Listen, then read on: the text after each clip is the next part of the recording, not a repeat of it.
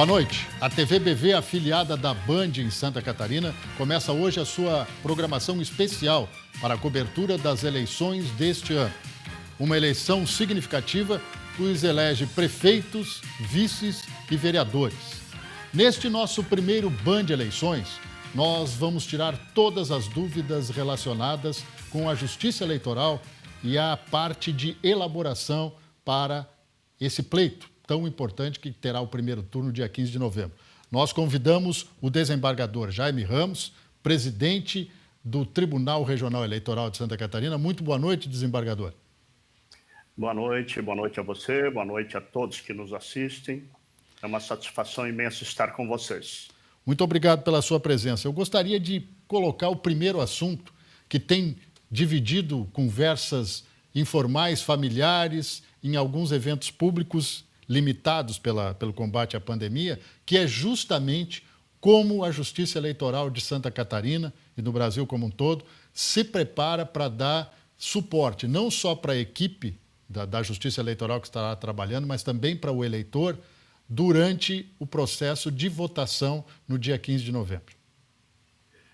Pois bem, a eleição foi adiada para 15 de novembro, primeiro turno, e 29 de novembro, segundo turno, por meio de emenda constitucional promulgada pelo Congresso Nacional. E ali já se encontram algumas regras a respeito do acontecimento adiado, inclusive prazos e tal, algumas outras normas. E a Justiça Eleitoral está bastante preocupada com a saúde dos mesários, servidores, juízes e também, principalmente, dos eleitores. Devido a essa pandemia da Covid-19, o TSE tem se preocupado, o ministro Roberto Barroso é um companheiro dos tribunais regionais eleitorais, no sentido de encontrar as melhores soluções para resolver essa questão da saúde, da segurança da saúde de todas as pessoas que vão participar do pleito, incluindo candidatos, apoiadores, né, delegados de partidos, fiscais e tal.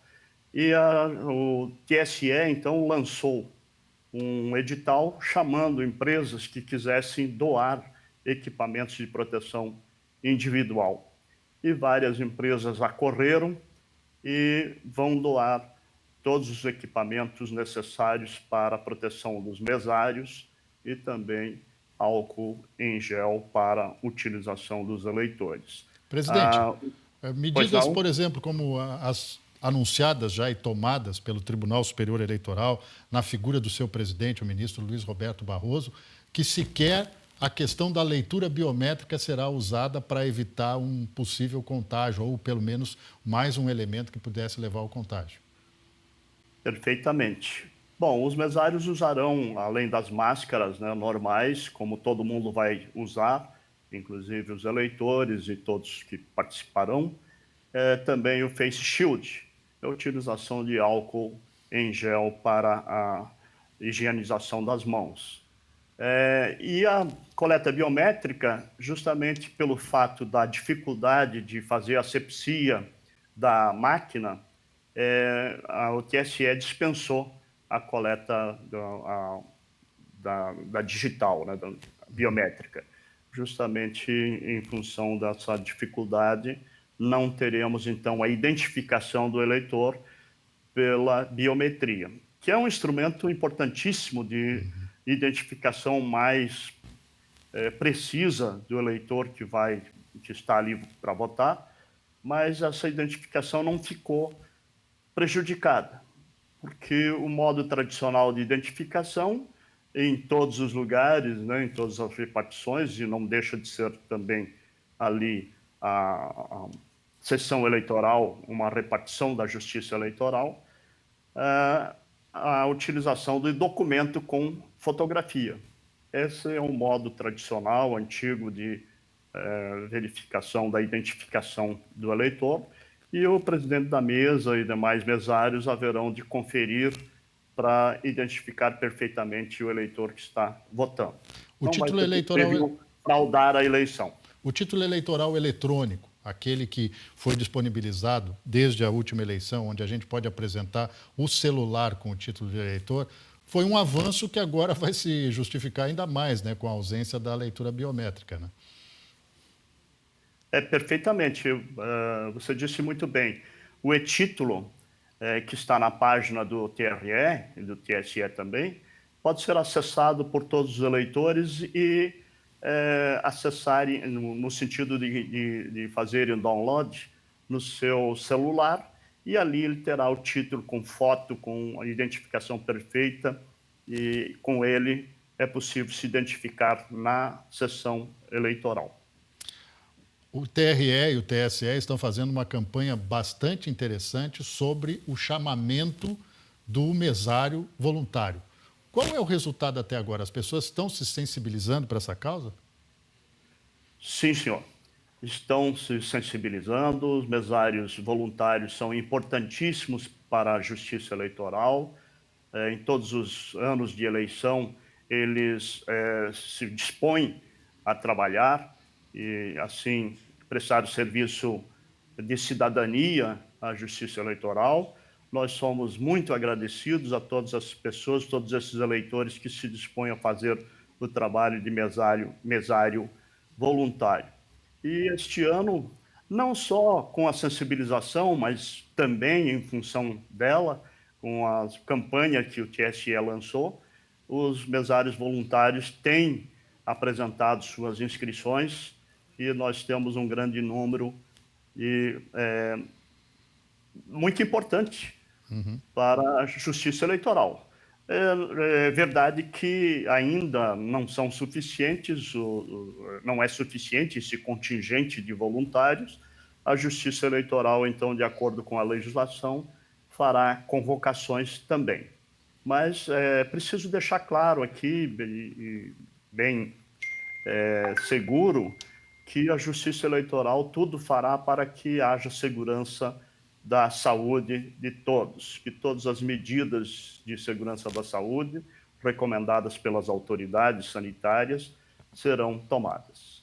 Presidente, fato recorrente nas últimas eleições é o questionamento de alguns grupos ideológicos ou até políticos em relação à lisura do processo eleitoral com as urnas eletrônicas e a apuração no Brasil, que é célere e é confiável. Qual é a mensagem que o presidente da Corte Eleitoral de Santa Catarina, que também na condição de magistrado, pode passar para o eleitor sobre essa importante ferramenta e a sua confiabilidade? É lamentável, né, que grupos tenham atacado as urnas eletrônicas com o objetivo até de atacar a justiça eleitoral em si, mas a justiça eleitoral é composta de juízes e servidores permanentes e servidores temporários, como os mesários, os membros das juntas apuradoras e demais participantes do processo eleitoral. E são pessoas da mais alta dignidade, de modo que nós não podemos atacar a justiça eleitoral dessa forma. E quanto à urna eletrônica, quem não conhece pode ter dúvida, com certeza, porque se eu não conheço, eu não sei como é que funciona e, portanto, eu posso colocar dúvida. Mas se os eleitores que tiverem alguma dúvida acessarem o site do TSE, lá tem explicações detalhadas e muito claras, muito simples, de fácil entendimento, a respeito do funcionamento e da segurança da urna eletrônica. E as urnas eletrônicas, elas se submetem a vários testes nacionais, inclusive, com a participação do público em geral, em audiências públicas, com participação do Ministério Público, da UAB, de partidos, e, enfim, da população em geral que queira acompanhar. E essas urnas, então, são submetidas a vários testes para serem, então, apresentarem a sua performance e, assim, deixar todo mundo ciente de como ela funciona, de como é que é o mecanismo da urna eletrônica. Não há nada que possa ser devassado ali. Os hackers não terão oportunidade, inclusive porque ela não funciona plugada a uma internet. Nós queremos deixar bem claro isso, que a Justiça Eleitoral ela tem feito tudo para que a urna eletrônica apresente a performance de segurança que sempre apresentou. Em todas as eleições se fala muito contra a urna eletrônica, mas não se traz um único dado sequer, Correto. um fato sequer que deponha contra a urna eletrônica. Temos que conhecer, portanto, eu convido a todos para fazerem essa verificação no site de como funciona.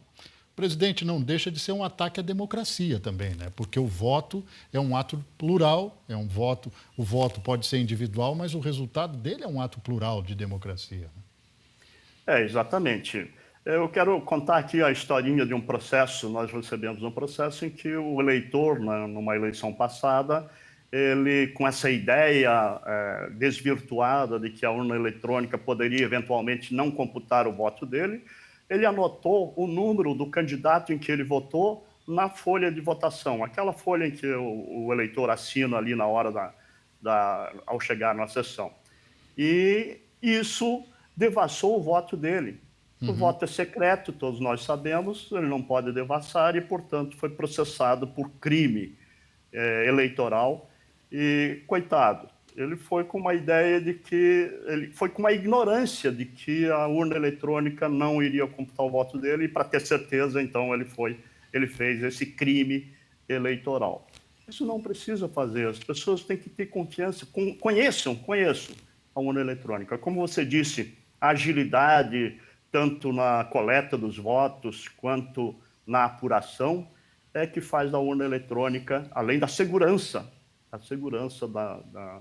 da eleição, porque lembram que voto em papel, né, ele podia ser carregado como formiguinha, né? Sim, muitas histórias existem a respeito disso, né? Na apuração também poderia desaparecer algum voto, apesar de todo o cuidado, toda a visualização que a Justiça Eleitoral tinha, mas a urna eletrônica não precisa nada disso. A urna eletrônica é o instrumento que leva ao TSE, ao TRE primeiro, depois ao TSE, o resultado da eleição. Em poucos minutos, nós teremos o prefeito eleito, nós temos os vereadores eleitos, com todos aqueles cálculos que são feitos para quociente eleitoral e qual a participação de cada partido no resultado. Presidente, nós vamos dar uma rápida paradinha, irmos para o intervalo comercial, porque daqui a pouco nós vamos falar de um assunto que tira o sono da Justiça Eleitoral e dos brasileiros: o efeito das fake news nas eleições municipais esse ano. A gente já volta.